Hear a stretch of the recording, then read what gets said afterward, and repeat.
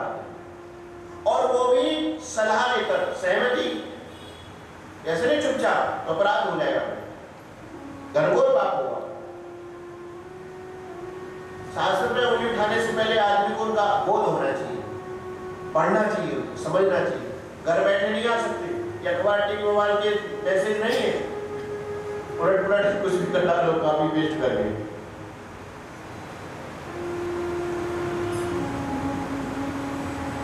एक की भी संतान नहीं हुई। सभी जो रानियां थी सुंदर थी, ऐश्वर्य युक्त थी, रूपवान थी। कहते एक बार की बात है, तत्रेकदा भगवान अंगिरा भगवान ऋषि, अंगिरा ऋषि राजा चित्रकेतु के राज में पधारे। राजा तक्षशिला भगवान अंगिरा, अंगिरा जो ऋषि है, ये जो है अथर्वा ऋषि जो वंश है उसमें से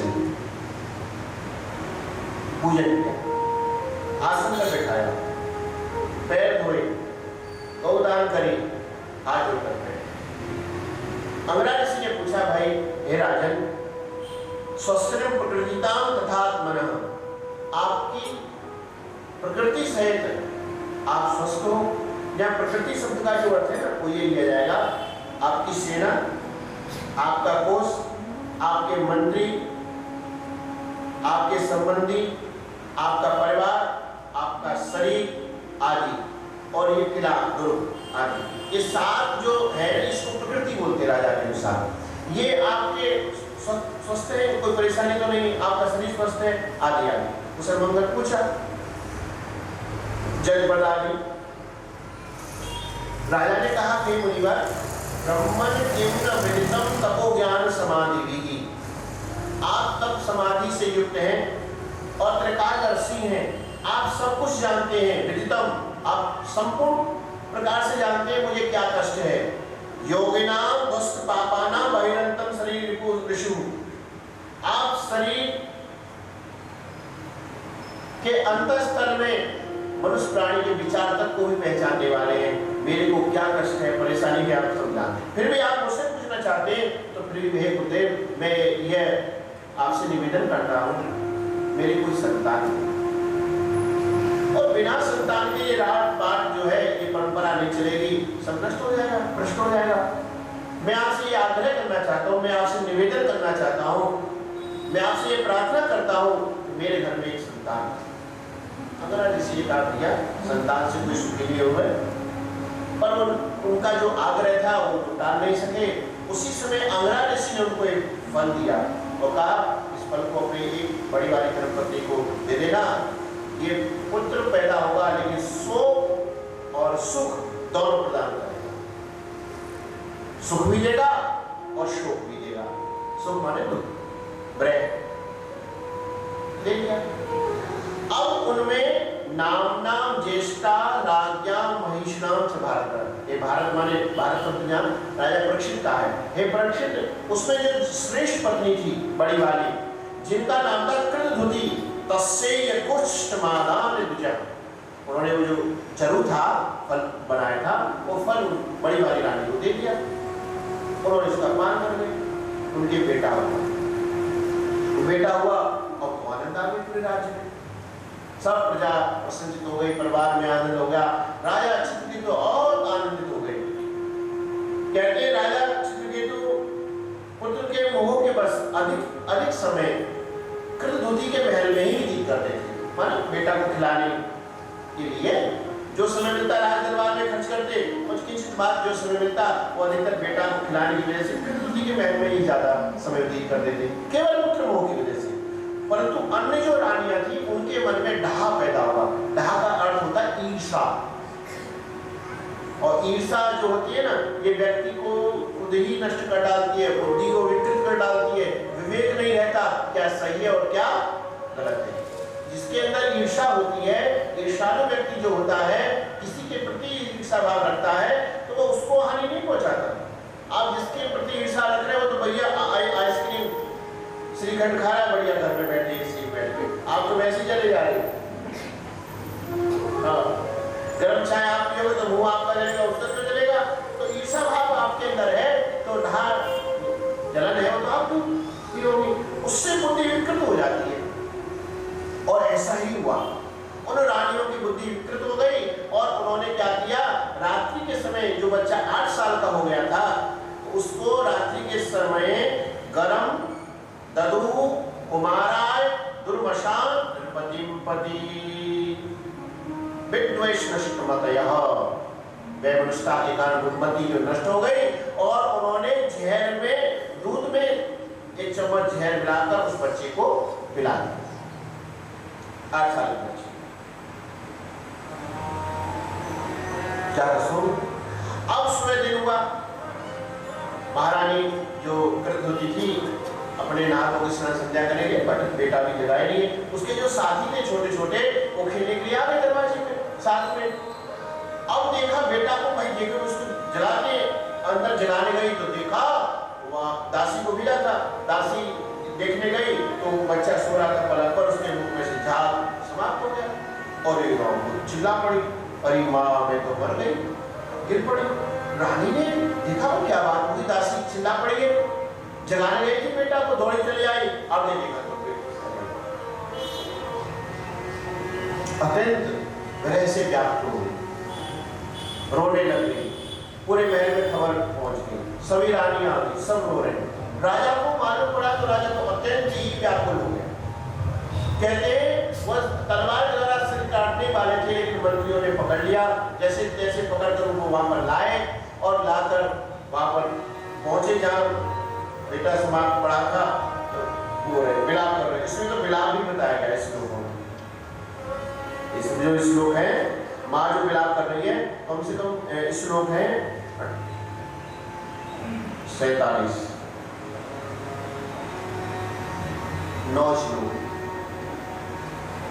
जैसे माता बहनें विलाप करती है ना घर परिवार में, बिल्कुल ऐसे ही, अरे बेटा तेरे साथी खेलने के लिए आए, तू खेलने क्यों नहीं जा रहा, तेरे पिता रो रहे हैं, तुझे गोद में लेने के लिए तरस रहे हैं, अच्छा तू सब छोड़ के अपनी माँ का दूध पी ले, ये खा ले, वो जो ऐसे विलाप करने को पूरा इसमें 9 श्लोकों में बताया गया।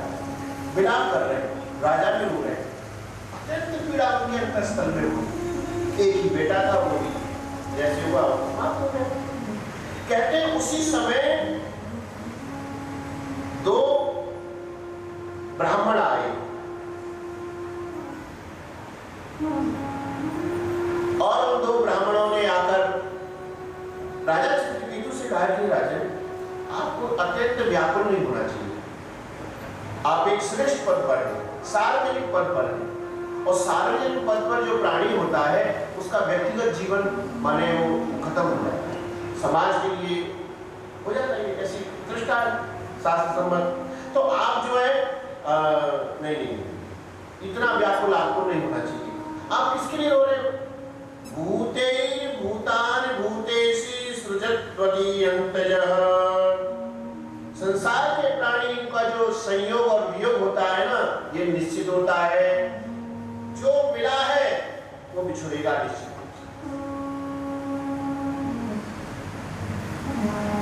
देहिर देहिनो राजन देहो देहि विजायते, बीजा देव यथा बीजम देहात्म विशाश्वतः।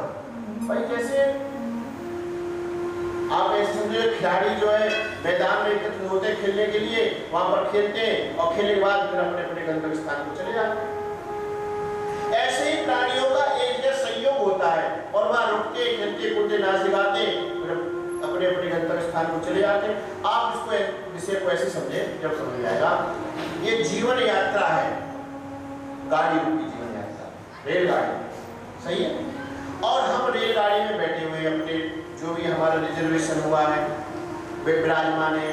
अब उसमें हमारा कहां से कहां तक जाना ये निश्चित है, कितने समय जाना ये भी निश्चित है। अब हम पास में जो लोग बैठे हुए हैं हमारे पास में, किसी से तो हमारी मित्रता हो जाती है, लगाव करें, विचार मिल जाते हैं।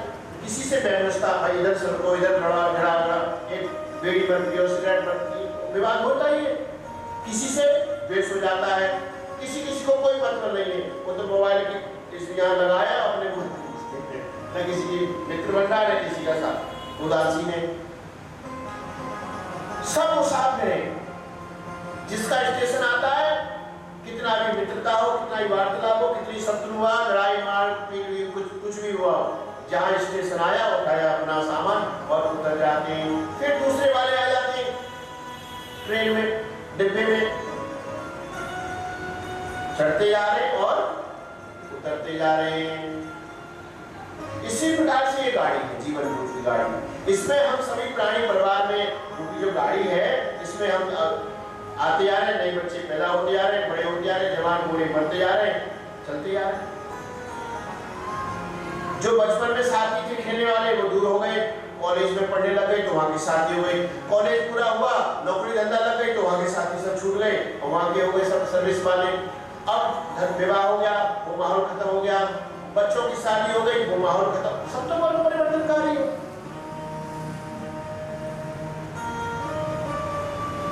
आगमा पाइनो नित्या है, मातरा स्पर्शित कौनते शिशो सुदृढ़ा आगमा पाइनो नित्या करते जीवन। ये तो आगने और अव्यक्त दीनी भूतानी व्यक्त मध्यानि भारत। पहले अव्यक्त रहते हैं, फिर व्यक्त हो जाते हैं, फिर अव्यक्त हो जाते हैं। अव्यक्त दीनी भूतानी व्यक्त मध्यानि भारत। आप बताओ कोई किसका संयोग सदैव रहने वाला? चलो मान लीजिए संयोग और वियोग यही संसार का सनातन नियम है, सिद्धांत। इसलिए आप जो है ये बेटा था नहीं, बेटा हुआ चला गया, इसमें विशेष। अब जब ये बात बोले तो थोड़ा शांति मिली। बोले गुरुदेव आप साधारण ब्राह्मण नहीं, साधारण ब्राह्मण इतनी गूढ़ बातें नहीं कह सकता। आप कोई महायोगी देवता हो, मैं आपसे ये पूछना चाहता हूँ आप कौन? तब अंगिरा ऋषि और देवर्षि नारद जी थे, अपने रूप में आ गए, कहने लग गए मैं अंगिरा ऋषि हूँ, मैंने ही आपको पुत्र दिया था और मैंने आपसे बोला भी था कि आपको शोक और सुख दोनों प्रदान करेगा। आप उस समय पुत्र में आ सकते थे, मैं आपसे भजन के लिए कहता, आप विवेक के लिए कहता, आप जानते ही नहीं, तो खोपड़ी में पड़ा हुआ है संतान के लिए आसक्ति। इसलिए आप जो है विवेक को जागृत करें, उनको समझाया और उसके बाद में जो घटना हुई वो श्रवण करें। मंत्रोपदेश का उपदेश दिया गया। जो कोई प्राणी इस मंत्रोपदेश का पाठ करता है, इसमें 17-10 श्लोक का पाठ है, 7 दिन में उसको भगवान के दर्शन प्राप्त हो जाते हैं। एक बहुत अच्छी बात है। जीव देवर्षि नारद जी ने क्या किया, एक बोध है, इसको समझना है बोध को। कथा इसलिए नहीं सुना रहे समय पास करने के लिए। वहां पर देवर्षि नारद जी ने क्या किया, वो जो जीवात्मा बच्चा था ना, जो उस जीवात्मा को मंत्र के द्वारा खींच लिया, आह्वान कर लिया और उस जीवात्मा को बुलाकर, और देवर्षि नारद जी ने उस जीवात्मा से कहा, क्या कह रहे हैं, जीवात्मन पश्य भद्रम ते मातरम पितरम चये स्वयो बांधवास्तप्ता सुचा त्वत्कृतया वृषम्। जीवात्मनः भद्रम पश्यते मातरम पितरम चये। हे जीवात्मन सुनो, ये तुम्हारे माता और पिता कितने व्याकुल हो रहे, बेचैन हो रहे तुम्हारे लिए। करीब उनकी बांधवों को देखकर तुम्हारे शरीर में आ जाओ। कलेवरम स्वभाविष्य से स्वायु स्वतंत्रतः, मैं आपको आयु प्रदान करता हूँ और शेष आयु, और इस शरीर में और आयु प्राप्त करके आप रहो, क्योंकि आप ही अकेले बेटा और चक्रवर्ती सम्राट आपका पिता है। पूरे राजपाट करो, पूरे सृष्टि के राजा बनोगे, इसलिए पुनः दोबारा इस शरीर में आ जाओ और शरीर में आकर अपने माता पिता के साथ में रहो, सेवा करो और भुक्षम भोगान प्रतिपत्ता दुष्टेजन निपासनम, और राजा के सिंहासन पर बैठकर संसार के सब प्रकार के भोगों का उपभोग करो। ऐसा देवर्षि नारद जी ने उस जीवात्मा से कहा। बताओ जीवात्मा क्या कहने लगे, कश्चिन जन्मयि मह्यम पितरो मातरो भवन। महाराज मैं किस जन्म के माता पिता की याद करूं। कर्मा ब्राह्मण मानस देव योनिषु। अगर मैं इस प्रकार से एक जन्म के माता पिता की इस प्रकार से भावना रखूं तो मैं अनेक जन्मों से मेरे कितने माता हुई हैं, कितने मेरे पिता हुए हैं, अब किस किस को याद करूं। मैं जिस योनि में जाता हूँ, जैसे देव योनि, पितृ योनि, ऋषि योनि, माने जैसे देवता बन गए अथवा पितृ बन गए अथवा गाय भैंस कुत्ता बिल्ली सूअर कुकर पशु पक्षी कीड़ा मकोड़ा आकाश पाताल जो कुछ कोई जाके जन्म ले लिया, वहाँ मेरे माता पिता भाई बंधु बन। अब मैं कौन कौन से जन्म की माँ और पिता को मानूं? मैं जहाँ जाता हूँ वहाँ जन्म ले लेता हूँ। कभी मेरी माँ 2 पैर वाली होती, कभी 4 पैर वाली, कभी पंखों वाली, कभी चोंच वाली और कभी सांप दांतों वाली और कभी मच्छर वाली खून चूसने वाली। अब मैं किस किस को मानूं? ये तो जीवन यात्रा है, रिजर्वेशन है। जब तक का रिजर्वेशन है तो वहां बैठना पड़ता है। रिजर्वेशन हुआ, आप रुक नहीं सकते, दूसरे का रिजर्वेशन पहले आगे उससे पहले बुकिंग हो जाता है।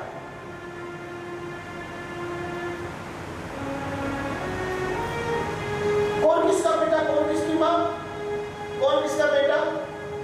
थोड़े समय के लिए, कोई 50 साल के लिए, कोई 10 साल के लिए, कोई 20 साल के लिए, कोई 70 साल के लिए, कोई 80 साल के लिए, ऐसा ही तो होता है।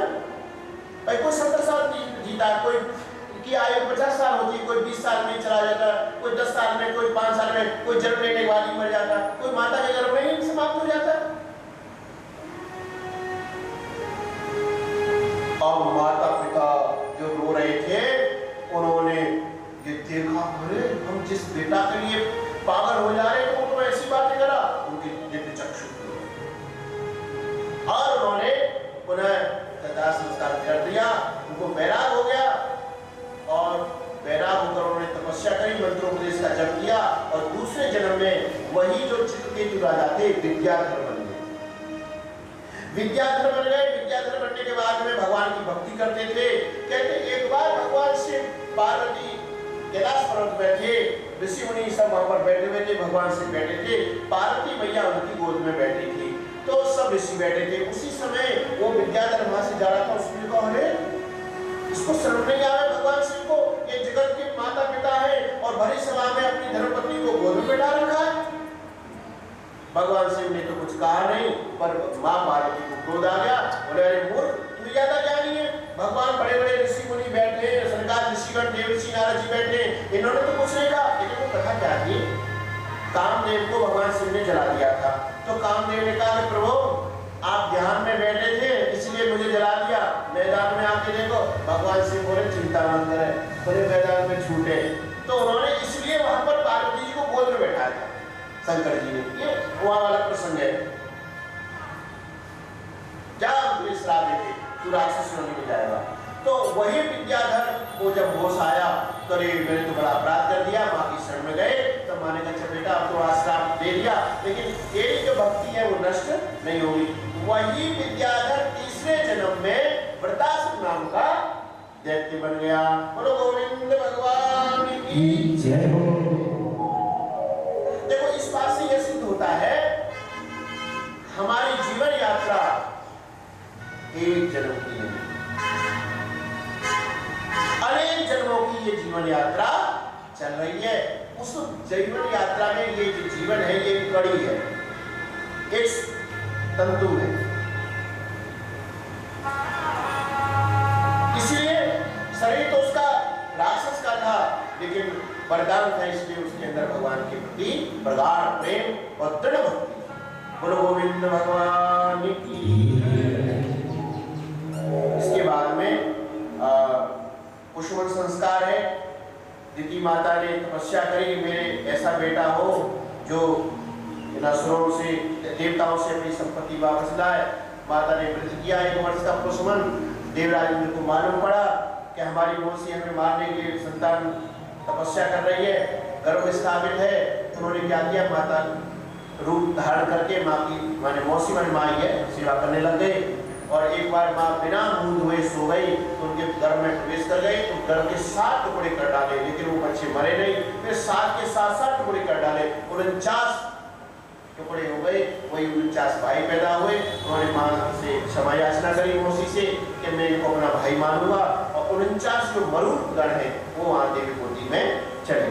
इस प्रकार से यहाँ पर 6वां अध्याय स्कंद पूरा होता है। 7वें स्कंद में प्रवेश करते हैं। पहला चरित्र मंत्र। जय जय राधा रमण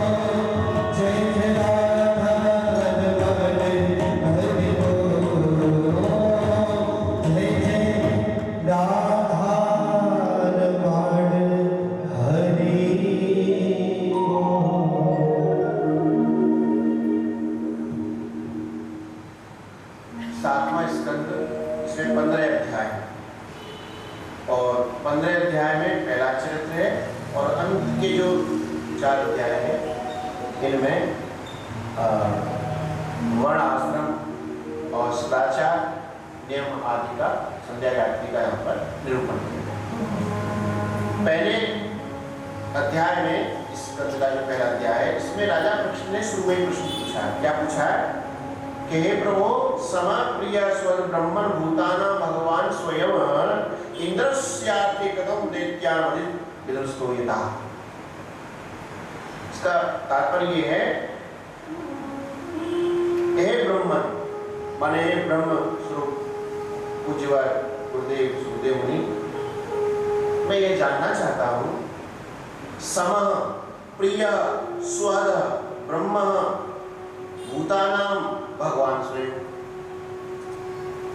भगवान के सभी प्राणी सम हैं, प्रिय हैं, स्वर हैं, अपने हैं, उनके लिए कोई पराया नहीं, सभी उनके लिए। परंतु इंद्रस्यार्थे कथम दैत्यान बने विषमोयता, लेकिन वो इंद्र देवता का पक्ष लेकर दैत्यों का वध क्यों करते हैं? ये तो विषमता हो गई ना। इसका अर्थ ऐसे है जैसे मान लीजिए आपके 2 बेटा हैं, आप जो है एक बेटे का हमेशा पक्ष लेते हैं और दूसरे बेटे की पिटाई करते हैं, तो देखने वाले को तो ऐसे लगेगा कि भाई ये बेमनुष्यता है, उसको ज्यादा लगाव करते हैं, उससे तेज करते हैं। ऐसा नहीं है। माता पिता के लिए सभी बेटा बराबर होते हैं, किंचित मात्र भी उसमें अंतर नहीं होता। जो जैसा स्वभाव होता है वैसी प्रवृत्ति हो जाती है। ये अर्थ नहीं होता कि उनके अंदर द्वेष भावना होती है एक दूसरे को, नहीं, ऐसा संभव ही नहीं है, हो ही नहीं सकता। ये विकृति है माइंड की।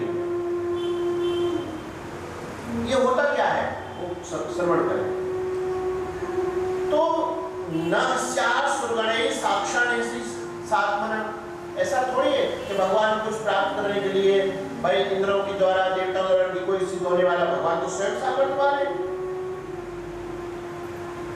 सूर्यभ्यम नाग वड़स्य, ऐसा भी नहीं है कि उनसे कुछ प्राप्त नहीं, ऐसी तो कोई बात ही नहीं। तो देवता का पक्ष क्यों लेते? असुरों को मार डालते भगवान। अब इसे ऐसे समझने में एक दृष्टांत करता हूँ, तब आएगी समझ। जैसे आपके 2 बेटा 2 बेटी है, मान लीजिए 4 बेटा, और 4 बेटा आपने कमरा दे रखा है, उसमें पढ़ाई करो, स्टडी उसमें पढ़ रहे बच्चे। अब अपने कमरे में अब उसमें 2 बच्चों की परीक्षा है, परीक्षा चल रही है, की परीक्षा देने, लेकिन उनमें एक बेटा ऐसा है जो मोबाइल लेके या मोबाइल पे अथवा लैपटॉप में अथवा टीवी में क्रिकेट देख रहा है या फिल्म मूवी देख रहा है, आवाज आ रही है, चिल्लाने लगता है। तो जो पढ़ने वाले बच्चे जो परीक्षा की तैयारी कर रहे हैं वो कहते भाई आप ऐसा मत करो, वो नहीं मानता, 1 बार का 2 बार का नहीं मानता, तो क्या कहेंगे बच्चे? किसके पास जाएंगे? माँ के पास। माँ पहली याद आती है। अब माँ को चिल्लाने लगे, माँ मम्मी ये भाई नहीं मान रहा, शोर मचा रहा, पढ़ने नहीं दे रहा। तो माँ आई और माँ ने एक बार उसको समझाया, देख छोटे भाई है, पढ़ रहे हैं तो दीदी को डिस्टर्ब मत करो। फिर चली गई माँ, फिर दोबारा दोबारा माँ आई, तुम्हारे डांट लगाई, फिर नहीं मान। अब जब माँ का कहना नहीं मानना तो क्या क्या करेगी माँ, बताओ अंत में है? पति के पास है, दूसरा कोई उपाय तो अपने पति से कहेगी कि ये मान ही नहीं रहा, पर दूसरा बेटा वो पढ़ने नहीं दे रहा उनको। पिताजी आए और आते 2-4 कड़क लगा दिए, और लगाने के बाद में तुरंत शांत हो गया, वो पढ़ाई कर रहे हैं। अब यहाँ पर पिता ने जो दूसरे पुत्र की जो पिटाई करी, इसका अर्थ ये है कि उनसे प्रेम रचता है, वो इसलिए कि भाई उनको सता रहे, उनकी परीक्षा में विघ्न डाल रहे, इसमें भी उनका कल्याण है, उसको भी पढ़ने में लगा दिया, तुम भी पढ़ो। तात्पर्य ये सिद्ध हुआ कि भगवान देवताओं को गले लगाकर तारते हैं और असुरों को मार के तारते दोनों को ही है। जो बच्चा पढ़ते हैं उनको लाड प्यार करके पढ़ाते, और जो बेटा नहीं पढ़ता उसको मार पिटाई करके उसकी पढ़ाई कराते, पढ़ाई दोनों की करा रहे। इसी प्रकार से भगवान भी देवताओं को, जो वो देवता जो है शास्त्र की मर्यादा में, भगवान की आज्ञा में जीवन यापन करते हैं, इसलिए भगवान उसको गले, उनके गले लगा देते हैं। और दैत्य जो भगवान की आज्ञा के विपरीत, शास्त्र विपरीत आचरण करते तो उनको मारकर अपने विलीन कर डाल। कल्याण तो दोनों को करते भगवान, किसी को मार के कर रहे, किसी को प्यार से कर रहे, कल्याण तो दोनों का ही हो रहा है। देखो यहाँ पर भगवान ने अपने भक्त प्रहलाद का पक्ष लिया, प्रहलाद को गोद में बिठाकर तार दिया, कल्याण कर डाला, और उसका पिता जो हिरण्यकश्यप था उसको मार के तार दिया। प्राप्ति दोनों को भगवान की हुई, हिरण्यकश्यप को भी हुई और प्रहलाद को भी, क्योंकि उसने अपने पुत्र को ही मार रहा था, जब अपने बेटा को मार रहा था, वो भगवान का भक्त था, तो अपने भक्त की रक्षा करने के लिए भगवान ने उसके पिता को मार डाला। कल्याण दोनों का किया। इसलिए भगवान का किसी से द्वेष भावना नहीं है, सभी भगवान की संतान। परंतु जो शास्त्र के विपरीत आचरण करता है उसको दंड देते हैं, और शास्त्र की मर्यादा में जो रहता है उसको गले लगाते हैं। और ये स्वाभाविक बात है, आपके 4 बेटा हैं, तो जो बेटा आपकी आज्ञा के अनुसार रहेगा तो उसको थोड़ा सुविधा भी देते हैं, और जो आज्ञा ही नहीं मानता, कहना ही नहीं मानता, आप क्या करो, मर जा, कुआं गिर जाए, कुआं कोई नहीं गिर रहा। कोई माँ ऐसी ही कुआं गिरने के लिए बोलेगी, अरे वो तो इसलिए बोलती है मान नहीं रहा, ये लगाव है उसके प्रति।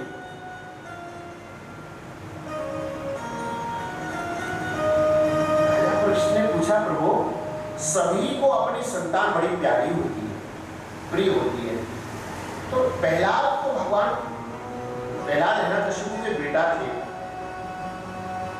पुत्र ने ऐसा क्या अपराध कर डाला जो हिरण्यकश्यप ने अपने पिता माने अपने पुत्र को मारने का प्रयास किया? ये कथा आप हमें विस्तृत करके श्रवण कराने की कृपा करें। तब यहाँ पर सुखदेव मुनि आगे कथा श्रवण कराने लग गए। कथा उस समय की है जब भगवान बारहा ने हिरण्याक्ष का वध कर डाला। हिरण्याक्ष की पत्नी थी रूषा भानु और उसके बेटा थे, तो रूषा भानु और उसके पुत्र रो रहे, पिता के पति के लिए रो रही, और माँ जो दती थी वो भी रो रही है बेटा के लिए। वहां पर हिरण्यकश्यप ने अपनी माँ को समझा, देखो दुष्ट दुराचारी ने समझा रहा है, दूसरों को ज्ञान देना बड़ा आसान है। क्या कह रहा है कि हे माँ, हे अम्मा, अम्मा शब्द बोला आपने, हे माँ तुम्हें दुखी नहीं होना चाहिए। अम्मा हे बधू पुत्रा वीरम मातम सोचितम। अम्मा माने माँ, बधू माने पुत्र, बधू माने हिरण्याक्ष की पत्नी रूषा भानु, पुत्र माने उसके बेटा हिरण्याक्ष के, वीरम मातम सोचितम, तुम्हें मेरे वीर भाई हिरण्याक्ष के लिए शोक नहीं करना चाहिए। बोले क्यों?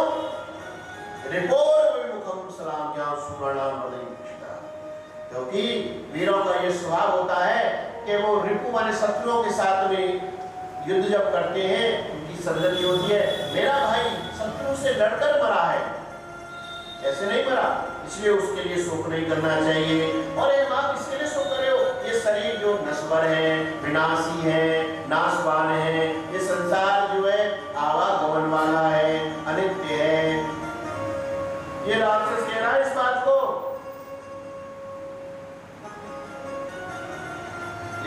दूसरों के लिए, खुद के लिए नहीं।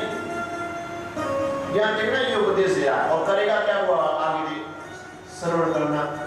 या कहता है संसार नश्वर है, शरीर नश्वर है, शरीर उत्पन्न होता है, देहिनो अस्मृता इदम शरीरम कौन्ते क्षेत्रमिति दीयते। ये जो शरीर है ये जो है नष्ट होने वाला है, क्षीण होने वाला है, परंतु जो आत्मा है वो नष्ट नहीं होता। ये सब उपदेश वो मां को दे रहा है। अब आगे क्या किया उसने? चलो आगे उसने अपने महल में आया और अपनी पत्नी से बोला मैं तपस्या करने जा रहा हूं और तुम घर में रहना अच्छे से। अब वो तपस्या करने के लिए मदराचल पर्वत पर गया अपने भाई का बदला लेने के लिए विष्णु भगवान से। सतीपे मंदर दौड्याम तपः परम दारुणम ऊर्ध्वबाहो नभो दृष्टि पादांगुष्ठा श्रुतावनी। सतीपे द्रोण मंदराण परम तप दारुण। द्रोण पर्वत पर मंदराचल पर पे जो पहाड़ द्रोण है वहां पर उसने तपस्या प्रारंभ करी। कैसी? परम दारुण, बड़ी कठिन तपस्या करी। बोले कैसे करी? तो कहते हैं कि ऊर्ध्वबाहो नभो दृष्टि। ऊर्ध्वबाहो नभो दृष्टि का अर्थ क्या है कि भुजा ऊपर ऐसे हाथ कर लिए और नभो दृष्टि उधर लिया। पादांगुष्ठा श्रुतावनी, एक पैर के एक अंगूठे पर खड़ा होता है। बताओ कितना कठिन है। मैंने दोनों हाथ ऊपर कर लिए और एक पैर के एक अंगूठे पर खड़ा हो। ओम ब्रह्मणे नमः ब्रह्मणे नमः ब्रह्मणे नमः मंत्र का जप कर रहा है। कहते जब करते करते उसकी जटा बन गई शरीर के। जप करते करते करते उसके शरीर में दीमक लग गई। दीमक खा गई शरीर को, उसके मांस को, हृदय को, पूरा हड्डी हड्डी रह गई सब। छोटे छोटे पेड़ पौधे उसके शरीर में हो गया। ये अर्थ है। सतयुग में जो प्राण है ना वो हड्डियों में रहते थे और वर्तमान कलयुग में जो प्राण रहते हैं वो अन्न में प्राण रहते हैं। ये अर्थ है।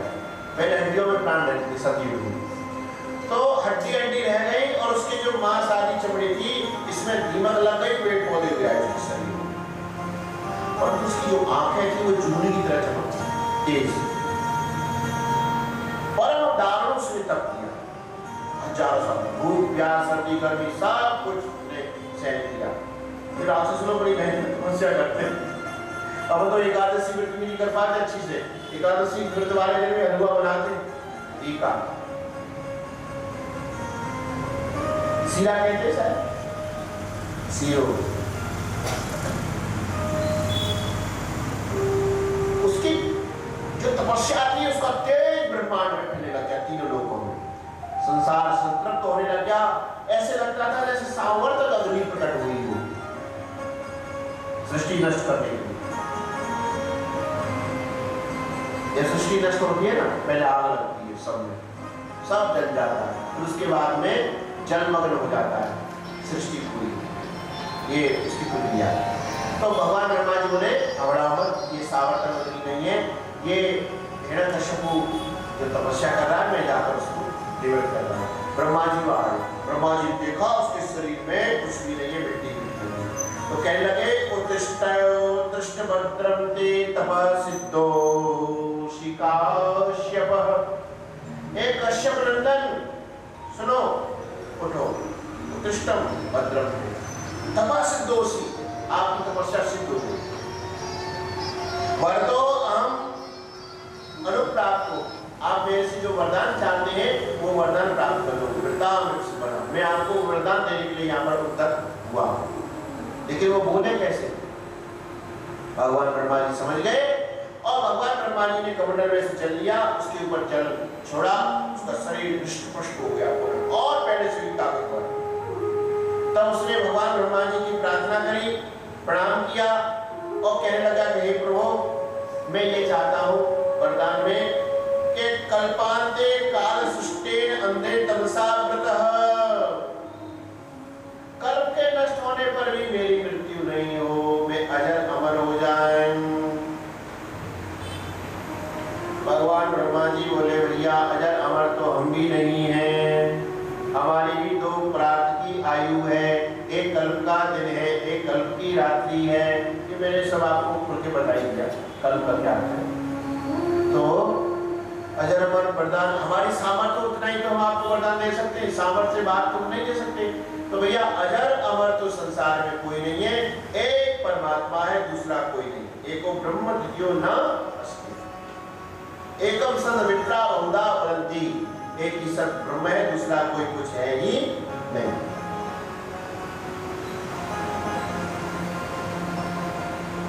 और वरदान मांगो तो उसने चलो चालाकी करी। ये आतंकवादी होते ना जब बड़े चतुर होते, ऐसा हल्के मन लिया करो इनको।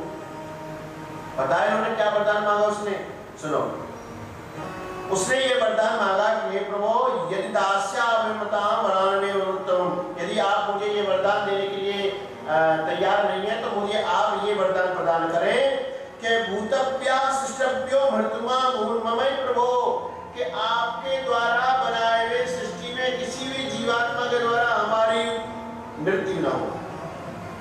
एक वरदान। अब सब तो भगवान ने ब्रह्मा जी के द्वारा उत्पन्न हुए हैं, तो पहला चालाकी,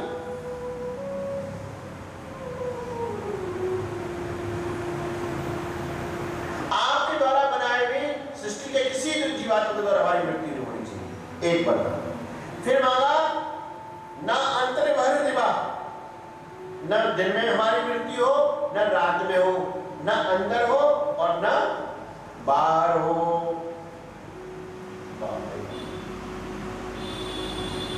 न किसी अस्त्र से हो और न किसी शस्त्र से हो, न ऊपर हो न अम्बरो भूमो न भूमो नामरे मृत्यु नरेन मरेरपि, न तो अंबर माने आकाश में हो न पृथ्वी पर हो, न ऊपर हो न नीचे हो। अब बताओ कहाँ होगी भगवान ब्रह्मा जी कहने लगे भैया तू तो मृत्यु मांग रहे, ठाकुर जी सबको यहाँ व्यवस्था कर लेंगे।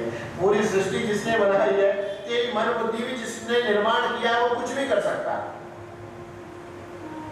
भगवान जो है हमारे आंख के द्वारा दिखने वाले भगवान ने आंखों को देखने की जो शक्ति देते हैं ना वो परमात्मा, मन के पीछे जो बैठा हुआ है ना वो परमात्मा, वाणी के पीछे जिसकी शक्ति से वाणी चलती है वो परमात्मा। तो ये वरदान तो मांग वो सब अपने आप कर लेंगे। तथास्तु वरदान दे दिया। अब वो वहां से तपस्या करके और वो अपने राज्य में आया, और आने पर उसने क्या किया अब सुनो, ये कुछ बातें बहुत अच्छी हैं। दुष्ट संत धर्मात्मा जो प्राणी होते हैं ना, उनके पास कोई विद्या है, तपस्या है, धन है, ऐश्वर्य है, कीर्ति है, सामर्थ्य है, वो ना दूसरे के उपकार के लिए खर्च करते हैं। परोपकार साधना में वृक्ष कहो फल वृक्ष नदी में सच्चे नीर, और परमार्थ के कारण साधु धरा शरीर। ये संतों का स्वभाव होता है धर्मात्मा आदमी का। अगर दुष्टों के पास कोई सामर्थ्य है, तप है, दान है, धन है या शस्त्र की कुछ भी सामर्थ्य है, वो हमेशा दूसरों को सताने में ही खर्च करेगा। ये पहचान है। तो उसने क्या किया, उसने विचार किया, मीटिंग करी, अर्जेंट मीटिंग आपातकालीन, सभी असुरों में नेतृत्व किया। उसने कहा कि मेरे भाई को विष्णु ने मार डाला और मैं तपस्या करके वरदान प्राप्त करके आया हूं और मुझे विष्णु को मारना है, लेकिन विष्णु की शक्ति क्या है, कैसे मारा जाएगा? तो उसने कहा भाई विष्णु के जो साथी है वो देवता है। देवताओं की शक्ति क्या है?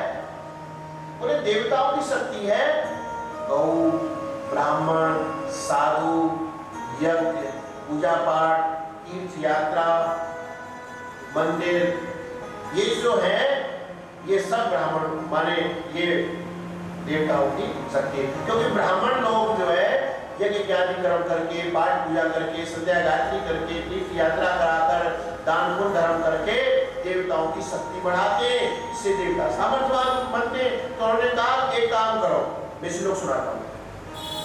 यदा देवेषु वेदेषु गोषु विप्रेषु साधुषु और धर्मे मयि च विद्वेष सवासु विनश्यति। एक काम करो, देवेशु, देवताओं के मंदिरों को नष्ट कर डालो, देव पूजन खत्म। उनके वंशज समझ गए होंगे आप, ये दोनों सब मंदिरों को तोड़ते, क्यों तोड़ते हैं? क्योंकि उनके वंशज, आप सोचते हो भाई देवताओं के वंशज हैं, सब लोगों के वंशज हैं, राक्षसों के वंशज तो दिखाई नहीं देते, दिखाई क्यों नहीं देते? तुम तो गले लगा रहे हो, शादी ब्याह कर रहे हो उनसे, तुम्हें मालूम नहीं कौन के कौन वंशज है, बुद्धि भ्रष्ट हो रही है। मंदिरों को तोड़ डालो, मंदिरों तोड़ डालेंगे, देवता का पूजन नहीं होगा, हवन नहीं होगा, यज्ञ नहीं होगा, भोग नहीं लगेगा, सामर्थ्य का। फिर कहते हैं वेदेशु, वेदों को नष्ट कर डालो, गुरुकुलों को नष्ट कर डालो, पाठशालाओं को मिटा डालो, गोसु, गायों को नष्ट कर डालो, हाइब्रिड बना दो, न गाय है न जानवर है, कछु नहीं रहे, दोगली हो, न पूजन कर सके तो कोई फल नहीं मिलेगा। जो जर्सी, उसको क्या कहते हैं, हाइब्रिड गाय जो होती है, जर्सी गाय, ये जो है ये गाय नहीं मान सकते, इसका पूजन करने से आपको कोई पुण्य नहीं मिलेगा। जीवात्मा के रूप में तो सबका भरण पोषण करना चाहिए, वो विषय अलग है, लेकिन जो देवता वाली जो बात है वो ये गाय, जर्सी गाय नहीं मान सकते। यदि गाय के धर्म में जो उपयोग होता है स्वीकृत नहीं है। जो 33 करोड़ देवता निवास करते हैं, ये जर्सी गाय नहीं करते, देसी गाय में करते, जिस वाले ये इसके गले वाला ये होता है ना लटकता है, ये देसी गाय। गायों को नष्ट कर डालो, विप्रेशु, अरे इनकी सबकी जड़ है ब्राह्मण, ब्राह्मणों को मार डालो, जहां ब्राह्मण तिलक छापे दिखाई दे, चोटी जगह वाले, वहीं उनको मार डालो। साधुसु, संत महात्मा दिखाई दे, संत महात्माओं को, ऋषि मुनियों को मार डालो। धर्मे वैश्विक, क्योंकि इनके द्वारा ही धर्म जो है बढ़ता है। ब्राह्मण नहीं होंगे, गौ माता नहीं होंगे, वेद नहीं होंगे, देवता नहीं होंगे, साधु नहीं होंगे तो धर्म नहीं होगा। तो देवताओं को सब चीज इस प्रकार से हाहाकार मचा डाला।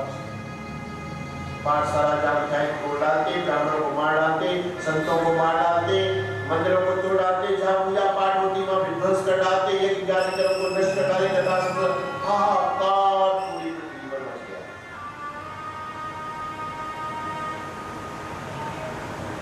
भगवान के परम भक्त देवतागण एकत्र ब्रह्मा पृथ्वी जो है गौ का रूप धारण करके देवलोक गई, देवताओं को अपना दर्द सुनाया कि मृत्युलोक में पूजा पाठ संपन्न हो गया।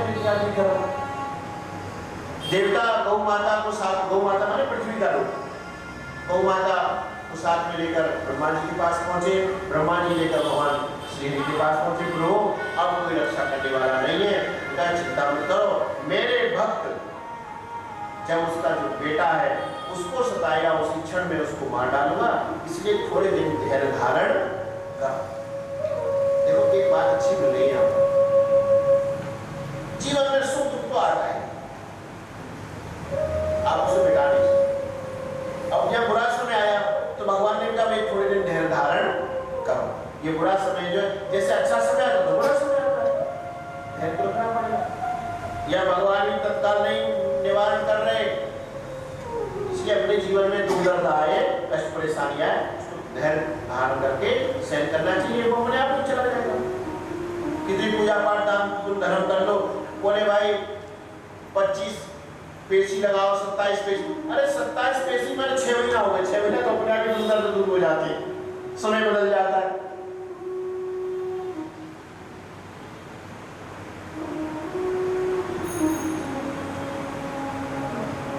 सब देवता चले गए, भगवान क्या कहते। अब इधर कहते सुखदेव मुनि के हिरण्यकशिपु के हिलाद, अनुलाद, सहलाद, पहलाद ये पुत्र थे। इनमें सिंका नाम की बेटी थी जिसका राहु के साथ में विवाह हुआ, सिंहिका। तो यद्यपि प्रहलाद जी छोटी अपने भाइयों में सबसे छोटे थे, परंतु गुणों में सबसे आगे थे।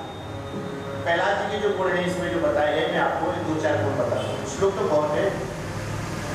क्या पहला जी में गुण थे? अनुराग सहलाद पहला, मैंने सबसे छोटे थे वो, परंतु गुणों में भाइयों से भी श्रेष्ठ थे। पहला जी में क्या गुण थे? कहने लगे ब्राह्मण शील संपन्न सत्यसंधो जितेन्द्रियः आत्मवत् सर्वभूतानां मेकः प्रियसूत्रमः। ब्रह्मण्य शील संपन्न सत्संधो जितेन्द्रियः। पहला जी में पहला गुण और ब्रह्मण्य, वो ब्राह्मण भक्त, ब्राह्मणों का पूजन करते, ब्राह्मणों को प्रणाम करते, ब्राह्मणों की आराधना करते थे। देखो भगवान ब्रह्मा जी ने, भगवान श्री ने ब्राह्मणों के अंदर ब्रह्म शक्ति डाली है धर्म की रक्षा करने के लिए। और स्वयं भगवान जब इस तरह धाम पर अवतार धारण करते हैं तो वो ब्राह्मणों का मान करते, ब्राह्मणों का पूजन करते, ब्राह्मणों चरणों को धोते। जब वहां पर सब काम मान दिया, भगवान कृष्ण बोले हमारे लिए, बोले आपके लिए कोई सेवा नहीं, आप तो सबके अध्यक्ष हैं। बोले नहीं, हमको भी सेवा देनी। बोले अब तो कोई सेवा बची नहीं है। बोले एक बची। बोले क्या? जब ब्राह्मण भोजन करेंगे उनकी झूठी पत्तल कौन उठाएगा? हम उठाएंगे। ये तो प्रमाणित कथा है। यह इससे ये आता है क्या ब्राह्मण भगवान से भी बड़े हैं? नहीं, ये अर्थ नहीं है। अर्थ ये है कि भगवान ने उनको श्रेष्ठ बनाया है, इसलिए बनाया धर्म की रक्षा करने के लिए। सनातन जो परंपरा है उनका निर्वहन चलता रहे निर्विघ्नता को, इसलिए उन्होंने भगवान ने ऐसा यहाँ पर किया है। इसलिए जब वो दूसरे शरीर में आते, ब्राह्मण रूप में आते तो कोई बात नहीं, लेकिन जब वो अन्य शरीर में जैसे क्षत्रिय शरीर में आएंगे भगवान राम और कृष्ण के रूप में, तो वो उस शरीर के अनुसार ब्राह्मण का मान करते थे, पूजन करते थे, प्रणाम करते थे। ये सब में कथा सुनी है। तो पहला जी कौन थे? ब्राह्मण भक्त थे। मैंने आपको पहले बताया था भक्ति का सबसे पहला स्टेप है ब्राह्मण भक्ति। जिसके अंदर ब्राह्मण भक्ति नहीं है उसके अंदर कभी भक्ति स्थापित नहीं हो सकती। अगर कोई आपको ऐसा मिला हो जिसके अंदर ब्राह्मण भक्ति नहीं हो और वो भगवान का भक्त बन गया हो, एक का नाम याद करके मुझे बता देना। एक भी व्यक्ति, अरे अभी अभी कथा गई है, वृतासुर नाम का दैत्य था, वो भी ब्राह्मण भक्त था। कहने लगा मेरे भाई को तुमने मार डाला, मैं जीवित नहीं छोड़ूंगा। अभी बोल रहा था थोड़ी देर पहले राक्षस योनि में, फिर भी ब्राह्मण कैसा भी हो उसके अंदर ब्रह्म तेज होता है। अब मान लीजिए अगर वो शराब पीता है, मांस खाता है और दुराचारी है, दुष्ट है, तो भाई ये करो तो उससे पूजा पाठ मत करो, मान मत करो। पर सभी ब्राह्मण ऐसे हैं, ऐसा तो नहीं हो सकता। जो ऐसा कर्म करता है भाई उससे कर्मकांड मत कराओ, उसका मान मत करो, उससे अलग हट जाओ, उससे अलग त्याग दो। परंतु वही ब्राह्मण है और ब्राह्मण नहीं है, आप उसके बल पर अन्य ब्राह्मणों का अपमान कर रहे हो, अन्य ब्राह्मणों की निंदा कर रहे हो, तो ये आपके लिए हानिकारक है। इसमें आपके अंदर भगवान की भक्ति उत्पन्न नहीं हो सकती।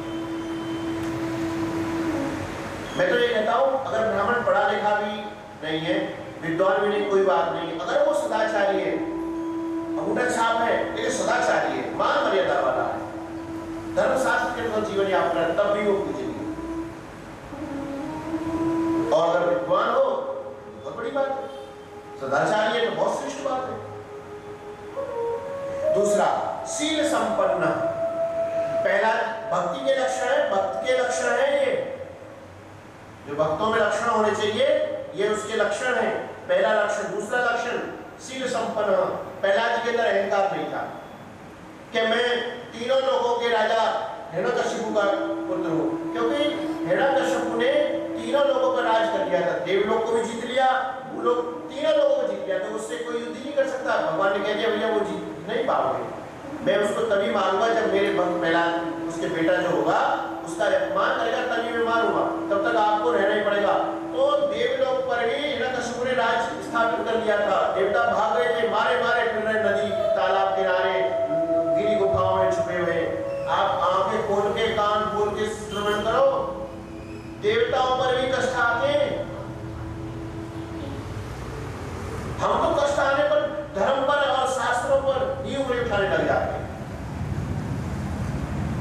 मारे मारे फिर रहे देवता, रहने के लिए घर मकान नहीं है, गिरी गुफाओं में जंगलों में इधर उधर घूमते फिर रहे। तीनों लोगों का राजा है हिरण्यकशिपु और उनके बेटा है प्रहलाद जी, लेकिन प्रहलाद जी के अंदर ये अहंकार नहीं था कि मैं चक्रवर्ती हमारे तीनों लोगों के चक्रवर्ती नहीं, तीन लोग के राजा का पुत्र हूं। कोई अपने से बड़ा मिलता उसको प्रणाम करते, छोटे को लाड़ प्यार करते, बराबर वाले को गले लगा, ये अर्थ है। बड़ों का मान करते, छोटों से लाड़ प्यार रखते और बराबर वाले को गले लगाते थे, ये शील संपन्न सदाचार, अहंकार नहीं। फिर कहा सत्संधो, पहला जी हमेशा सत्य बोलते थे, झूठ नहीं बोलते। भक्त की पहचान तीसरा स्टेप, ब्रह्मण्य शील संपन्न सत्संधो। भक्त की पहचान है वो झूठ नहीं बोलेगा। झूठा कोई भक्त हो सकता है? झूठ व्यक्ति कब बोलेगा आप बताइए? जब जिसके अंदर कुछ चाह हो, छल कपट करना हो, लोभ लालच हो।